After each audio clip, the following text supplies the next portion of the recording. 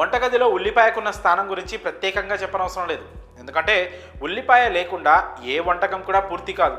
ఉల్లిపాయలో కూడా రకాలు ఉన్నాయి. అందులో ఒకటి చిన్న ఉల్లిపాయ, పెద్ద ఉల్లిపాయ. ఇందులో పెద్ద ఉల్లిపాయ కంటే చిన్న ఉల్లిపాయ ఆరోగ్యానికి చాలా మంచిది. ఎందుకంటే ఇందులో చాలా ఎక్కువ పోషకాలు ఉంటాయి. అందుకే దీనిని పచ్చిగా తింటే మంచి ఫలితాలు పొందుతారని ఆరోగ్య నిపుణులు చెప్తున్నారు.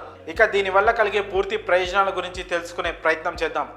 ముఖ్యంగా చలికాలంలో ఉల్లిపాయలను తినడం వల్ల చాలా రకాల లాభాలు కలుగుతాయని ఆరోగ్య నిపుణులు చెప్తున్నారు. ఎందుకంటే ఇందులో ఉండే గుణాలు చాలా రకాల వ్యాధుల నుంచి ఉపశమనం కలిగిస్తుంది. ముఖ్యంగా ఈ ఉల్లిపాయను తినడం వల్ల గుండె సమస్యలు కూడా రాకుండా ఉంటాయి. ఇది షుగర్ పేషెంట్స్కి ఒక వరమని చెప్పాలి. ఎందుకంటే చిన్న ఉల్లిపాయలో గ్లైసెమిక్ ఇండెక్స్ తక్కువగా ఉంటుంది.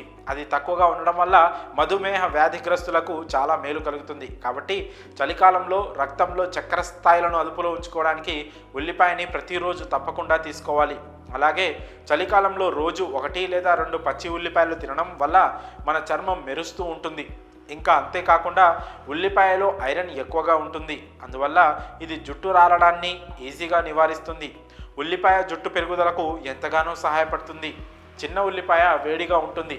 అందుకే చలికాలంలో పచ్చి ఉల్లిపాయను తినడం వల్ల శరీరం వెచ్చగా ఉంటుంది. చలికాలంలో గుండెపోటు రాకుండా ఉండాలంటే ఉల్లిపాయ పచ్చిగా తినడం మంచిది.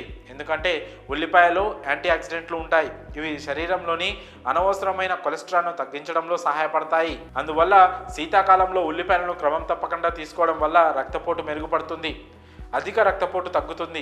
Vitamin C, vitamin B6, potassium, magnesium వంటి పోషకాలు చిన్న ఉల్లిపాయల్లో పుష్కలంగా లభిస్తాయి. ఇవన్నీ ఆరోగ్యానికి ఎంతో మేలు చేస్తాయి. సాధారణంగా చలికాలంలో జలుబు, దగ్గు, జ్వరం వంటి అంటువ్యాధులు ఎక్కువగా వ్యాప్తి చెందుతాయి.